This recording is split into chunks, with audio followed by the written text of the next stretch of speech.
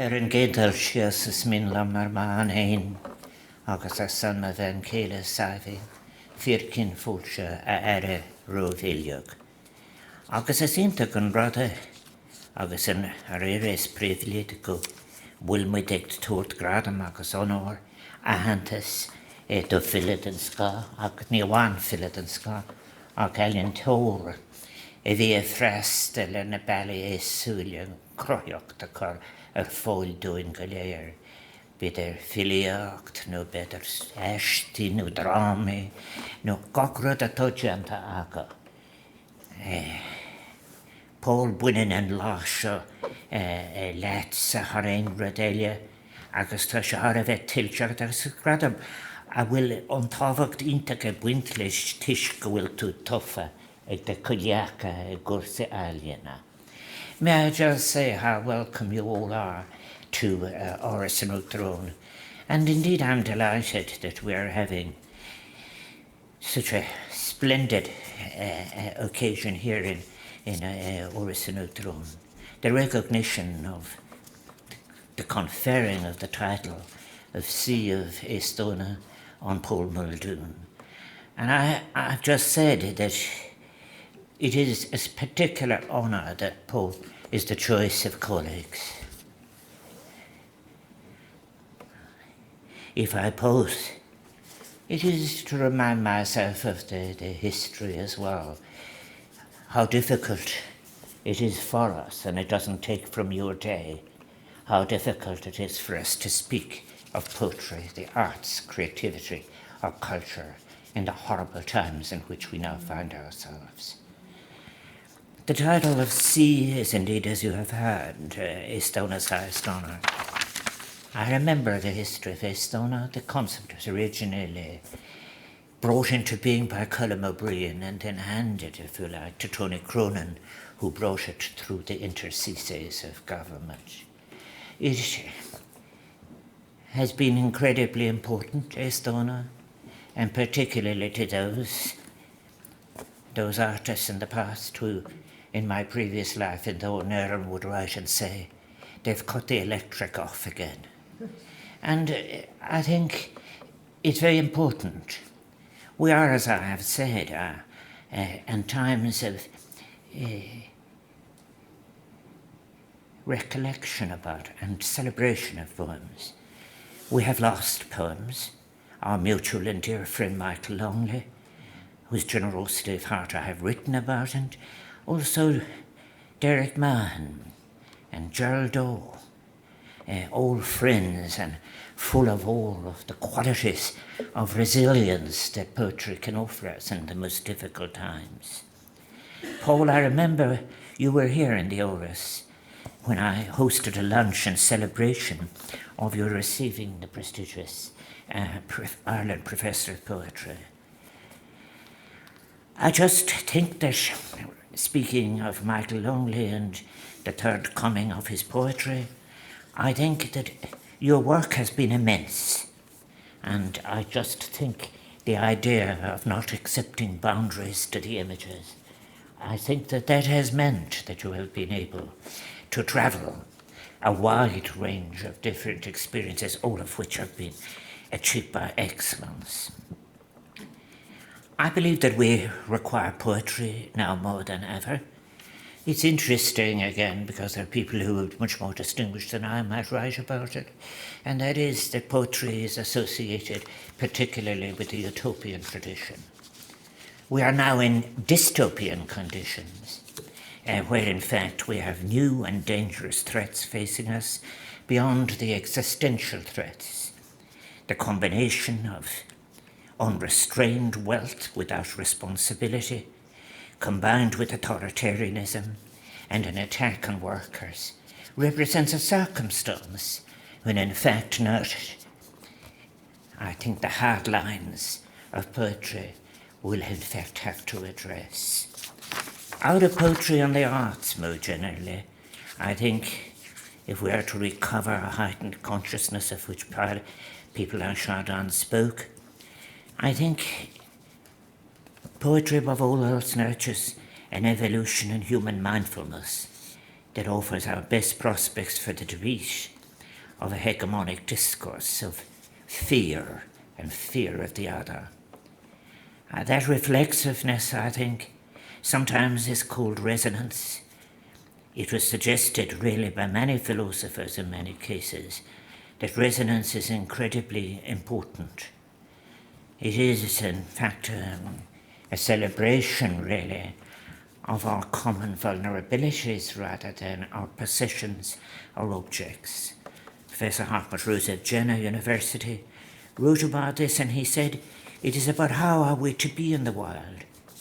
How should we seek to be in the world? What must we accept as visited upon us? What about words? Haver wrote in that when the words are taken and corrupted, such thoughts may appear, I know, utopian, as we listen to, as I said, our fate being decided by billionaires, and there is silence, as at the same time millions are going hungry, and the necessary medicines for HIV and AIDS and all others all over Africa are suddenly stopping. Conditions of death. With poetry we may seek, because there's a great reminders, in fact, of what we might yet be, even in such dreadful circumstances. With poetry we may seek fulfillment. Again, in a world of relationships and resonance and meaning that would take precedence over consumption, accumulation, and the quest for power and profit. Although it probably, I think, is at its most dangerous now, with, in fact, the vulgarity with which such is presented. I think it is by one of the things I often thought about in my 13 years here. Fragility is an important concept, but fragility is, in fact, actually one of the sources of the greatest poetry. And it is one of the things, even in relation to that wide territory that Paul has, in fact, travelled in relation to music and sound and performance and so on, which is important. Paul Muldoon's poetry is well known by the critics, has employed traditional verse forms, indeed such as the sonnet, the ballad, and dramatic monologue. And you have altered their length and basic structure using rhyme and metre in the most innovative and surprising ways. And I congratulate you both the courage and the achievement of doing that. Some of Paul's poetry also has elaborated beautifully counters with historical figures, including Lord Byron and Thomas Jefferson. Paul Muldoon has also challenged himself to work within tight poetic forms such as haiku, sestina, and sonnet. And he has, I think, suggested that he intentionally writes poems that appear spontaneous and straightforward at first, but that reveal deeper significance upon closer inspection. And that in itself is a democratic tendency, as it were, within the artistic temperament. Paul Muldoon's poetry has garnered significant praise for its technical acumen and all of it. But I think thematically Paul covers both intensely personal as well as political matters. And I think his addressing of history, and if you like, the place of the personal within the historical long trends.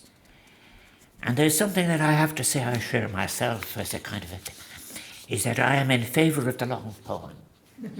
And I think that I often think of when I started reading poems first, the privilege that I had of being present with Paul Durcan as he moved himself into a reverie and gave these beautiful, beautiful long poems.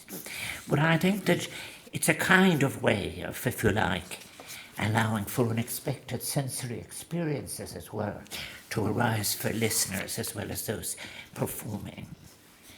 I think the blend of history and politics in your work, the formal experimentation and stylistic play, all that rhetorical boldness that of which I have been speaking, that is Paul, is something that is a characteristic of your work that has rightly been called excellence. But I think I mentioned language. The love affair with language itself. What happens when we are the consumers of what is violent and false, and what happens when those we look to speak are silent? Paul has this award, what I will confer in Paul now, is one of many that he's received. He received the Pulitzer Prize for Poetry from Moisant and Gravel. That was awarded the International Griffin Poetry Prize.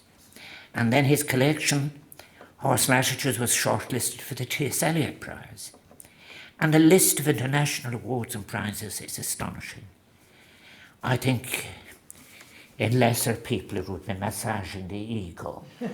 But I think that it is, Paul represents, I think something, he's here with us, our friend, rightly honoured.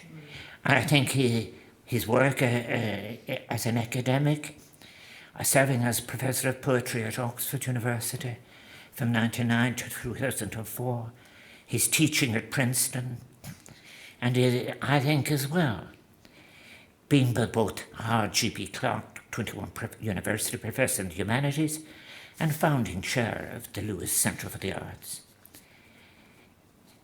I speak not just for Sabine and myself, but for all of your many friends, Paul, when it is on every occasion a pleasure to meet you so many times over the years.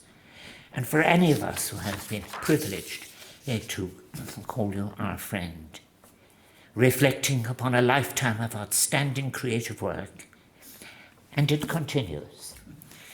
It's such a pleasure to congratulate you on being chosen by your peers in the world of arts and culture for this honour. Agus mar Uachtaráin héireann is privilegium hain, bhein seán óras an Uachtaráin, agus an seans the privilege an gradam sin of runner art. I thank you for all you've given, all that you will continue to give, and all that you will continue to offer the world of Irish literature. Tres liam lat agus cuim gach ra agus bannachtart den tower cuim. It will be such a pleasure to confer in you the talk.